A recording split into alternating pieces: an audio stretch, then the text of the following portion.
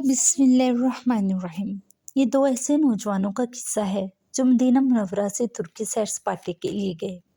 ان کا مقصد اپنے جیسے دوسرے نوجوانوں کی طرح شراب و شباب کے مزے لینا اور مستیاں کرنا تھی۔ استنبول پہنچتے ہی ندیوں کی طرح انہوں نے سب سے پہلے کچھ کھانے پینے کی اشیاء کے علاوہ اپنا متعول شراب کی بوتلیں خریدی اور ٹیکسی پر بیٹھ کر ہوٹل کی طرف روانہ ہوئے۔ ہوٹل انہوں نے شہر کے مضافات میں جا کر ایسا پسند کیا جنہیں کوئی جاننے والا نہ دیکھ سکے۔ کاؤنٹر پر رجسٹریشن کراتے ہوئے کلرک کو جیسے پتہ چلا دونوں مدینہ شریف سے آئے ہیں تو اس نے عام کمرے کے ریٹ میں ان کو ایک سوٹ کھلوا کر دے دیا۔ اہل مدینہ چل کر اس ہوٹل میں آ گئے، دونوں کمرے میں پہنچے اور بس بوتلیں کھول کر معدے میں انڈیلنے بیٹھ گئے۔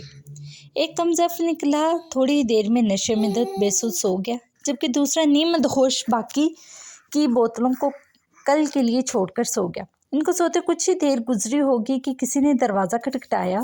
صبح کے 4:30 بجے تھے۔ ایک نے غنودگی میں اٹھ کر دروازہ کھولا تو سامنے کاؤنٹر کلرک کھڑا تھا۔ کہنے لگا کہ ہمارے امام مسجد نے یہ جان کر کہ ہوٹل میں مدینہ شریف سے 2 آدمی آ کر ٹھہرے ہوئے ہیں اور یہ کہہ کر نماز پڑھانے سے انکار کر دیا ہے کہ وہ ایسی بے ادبی ہرگز نہیں کر سکتا۔ ہم لوگ آپ کا مسجد میں انتظار کر رہے ہیں، آپ جلدی سے تیار ہو کر آ جائیں۔ اس نوجوان کو یہ بات سن کر حیرت شدید جھٹکا لگا۔ اس نے جلدی سے اپنے دوسرے ساتھی کو جگا کر بتایا کہ صورتحال ایسی ہو گئی ہے، کیا تجھے کچھ قرآن شریف یاد ہے؟ دوسرے ساتھی نے کہا، ہاں گزارے لائق قرآن شریف تو یاد ہے، مگر لوگوں کی امامت کراؤں ایسا نہ سوچا ہے اور نہ ہی کراؤں گا۔ دونوں سر جوڑ کر بیٹھ کے اور لگے سوچنے کہ اس مسئلے سے کیسے جان چھڑائیں۔ اسی اثنا میں ایک بار پھر دروازہ کھٹکا۔ کاؤنٹر کلرک کہہ رہا تھا، بھائیو جلدی کرو، ہم لوگ مسجد میں آپ کے منتظر ہیں، کہیں نماز میں دیر نہ ہو جائے۔ ایک کے بعد دوسرے نے بھاگ کر غسل کیا، جلدی سے تیار ہو کر نیچے مسجد پہنچے۔ کیا ہی دیکھتے ہیں کہ مسجد نمازیوں سے بھری ہوئی ہے، ایسے لگتا تھا کہ نماز فجر کے لیے نہیں، لوگ مدینہ شریف کے شہزادوں کی اقتداء میں جمعہ نماز کے لیے اہتمام سے بیٹھے ہوں۔ ایک نوجوان کہتا ہے، میں مصلی پر چڑھا، اللہ اکبر کہہ کر لڑکھڑاتی زبان سے الحمدللہ رب العالمین پڑھا۔